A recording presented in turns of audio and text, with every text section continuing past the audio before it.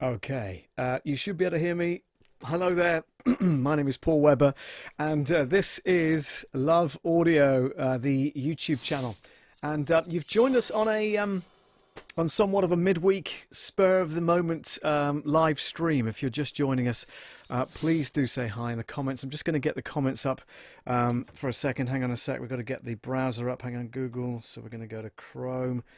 And I should be able to see your comments coming up any second now, so give me 2 secs while I sort that out. In the meantime, yeah, if you've just joined us, welcome to my YouTube channel. This is Love Audio, where I give newcomers, beginners in audio production, a very safe and friendly, fun environment to learn the basics together.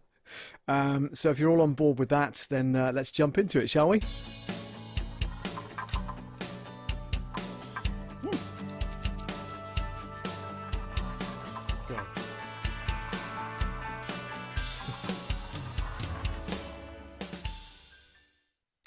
Okay, now this is kind of a follow-on from my Monday night stream where I completely reset the STUDIOLIVE 32SC digital console. And the reason for wanting to do that initially was because I was struggling getting a decent signal from the desk into the computer and therefore into vMix, which is the software that I'm using to go live with now. I can put up things like, don't forget to subscribe and all that kind of stuff. I just push a button and away it goes. Don't forget to smack the bell, by the way. That'll let you know when I'm going live next time. But I just wanted to test out this particular setup that I've got. And if you're on, by the way, just say hi, because I don't know who's on and who isn't on. Audio stream current bitrate is lower than the recommended bitrate. Yes, I know. That's because we had a problem on Monday night's live stream where there wasn't enough bandwidth to get the signal to YouTube. So that's why, if you're wondering. So let me just put a test comment in here and see if this comes up. So hello everyone. Go like that, and that should hopefully in a couple of seconds appear on my screen here. Once it does, I just want to make sure everything's working before we go ahead and dive into what I've changed. Okay, there we go. Oh, Sammy's on. Hello, Sammy. Good to see you. So let me put that up first. That was my initial comment, so that's working. Brilliant. And Sammy says, "Hey, Paul." Sammy joining me from wherever you are. Where are you? New York somewhere?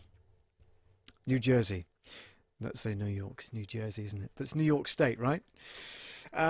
So yeah, Sammy, thanks for joining. And I know that you're interested in this kind of stuff. So I want to jump on and show you what I've done. So let me just open up my Universal Control software, because that will show you what I've done on the desk. Essentially, on Monday night's stream, I had the microphone plugged via USB into the computer. Now I've got it plugged back into the desk, and as you can quite clearly hear, it's coming into the mix, which is brilliant. So let me just show you what I've got on my left-hand screen. So this is to my left, your right as you're looking at it, I guess. What I've got is this is a let's have a look here. So we've got a AUX mix, and yeah, this is what I've done. So I've set up an AUX mix, and on the back of the on the back of the mixer, you'll love this, Sammy. On the back of the mixer, I managed to find a lead, a cable, right, with well, it had a mini jack on it, so 1/8 of an inch jack, and it had two phono, like left and right phono sockets, or plugs rather, on the other end. And then I found two adapters that made the phono 1, phono 2 go into individual 1/4 inch mono jacks. Okay, so on my mix 7, which is what you can see if I go to mix AUX 7 there, right, what I've done is, and you can see the levels moving here, I can do that as well. That's going to bring that up, but I don't want to too bad, because this also controls my sub bass, which is under the desk. That's the main master volume, which is fine. But what I've got is the desk mic. This is here, so I can control the level of the desk mic from the software. And as you can see, as I'm moving that fader up, I should be getting louder at your end, and then softer, of course, like that. Okay, here's the master volume for the AUX send, which is brilliant. So if I turn that right down and then bring it back up again to Unity, that's controlling that volume, which again is fantastic. I didn't have that before. So now we've got a mix going on. So this is the mix 7 that I've decided to create it on, because the outputs for the auxiliaries for some reason start at 7, 8, 9 and 10 on the physical outputs. Okay, so I've plugged it into 7 and 8, so we've got a stereo pair there, which is brilliant. And also what I've got going into the mix 7, auxiliary mix 7, is this, which is my DAW software. So if I play something from here, for instance, I can play this.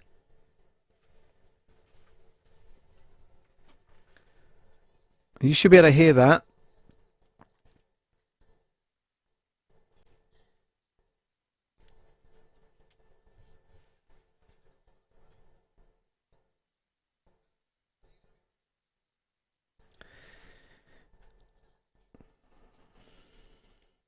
So there's the DAW.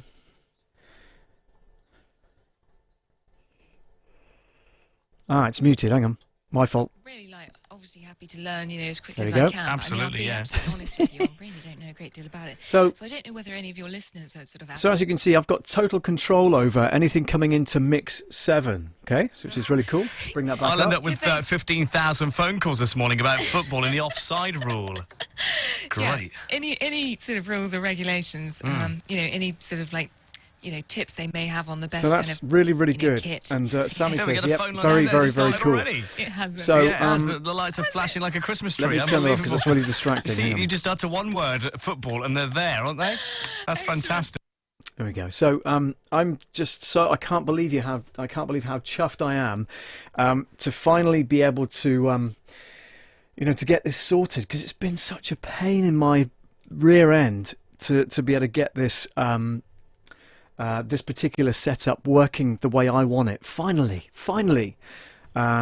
It's just been such a long time getting this mix together, and I wanted to show you guys because if you're watching this on the replay, of course, you'll see from the title that it's about creating this AUX channel, which I've just done, as I say, and getting that audio in there was just so imperative for me, because you think about it, it's a YouTube channel based on audio for beginners, and if I can't get it right, I can't expect you guys to get it right. Do you know what I mean? And it was just so frustrating for me to not be able to show you that, and to be able to do it right and to make it count. That's the main thing. It's just I want it to be useful for you, as useful to you as it is to me, if that makes perfect sense. I just want to try one more thing whilst you're on the stream, because let me just go back to my pip again.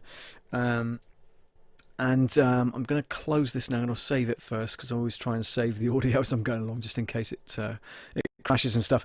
So this is the mixer, or a snapshot of the mixer, particularly the AUX mix. So nothing else is in the AUX mix apart from these first few channels. So the booth mic, which I don't need on anyway, because it's in the booth, and actually I haven't got the preamp turned on for it, so it's fine, but I've got it muted just in case. You can see this is brilliant. When you click on the top thing at the top, it brings up whatever EQ. So if I go to the if I go to my mic, for instance, which is this one, and then click on this at the top, it takes you to this. So if I turn this down, you can tell that the high frequency has dropped right off. Okay, and I can bring that back in. This is a vintage EQ from Presonus, which is absolutely amazing. Sounds great. So if I turn it off, for instance, this is flat. Okay, which doesn't sound too bad, but it's not as crisp and clean as I'd like it. So what I tend to do is bring it on like that.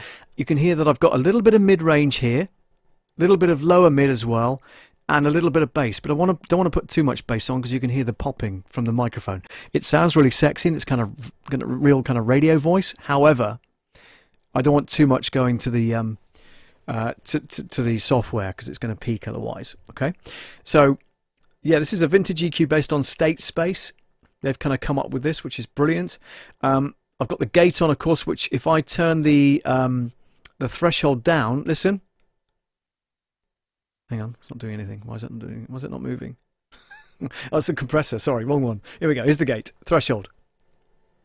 So you can hear all that kind of background hiss now. That's because I've got the gate on. So I bring the gate back up to there.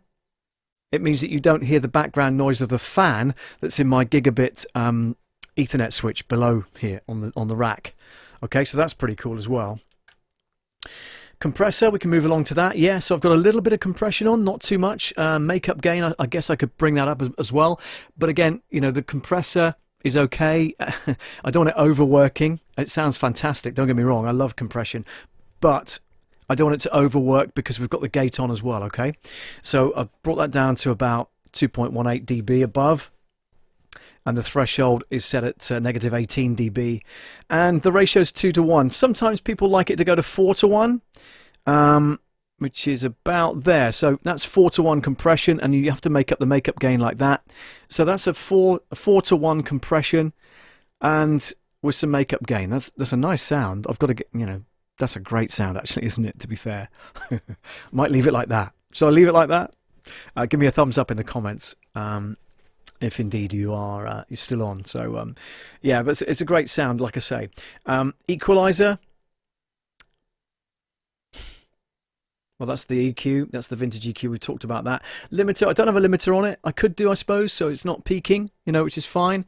So you get to a level where you know, you can shout and scream and it doesn't go over above a certain decibel level. That's fine. You know, that's the limiter on that particular microphone section. You know, but like I say, it's all pretty cool. I love this kind of setup, and I love the fact that I can show you guys what's going on as well. So I really hope you're enjoying that particular aspect of it. If I wanted to just go to the main mix, you'll see that this is vastly different. So because I want to hear myself back, I've got the desk mic there, and if I bring that down, I can't hear it in my headphones now, but you guys can still hear the stream because it's coming through the mix output instead of my output. Does that make perfect sense? Hopefully it does. I've got to bring that back because I can't hear myself. The DAW that we had on earlier on, that's the level there.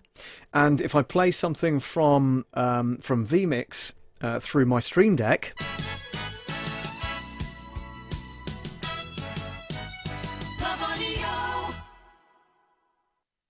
you should be able to hear that nice and clearly as well. So again, give me a thumbs up in the comments if you indeed do. So yeah, going back to the desktop so I can show you the full thing.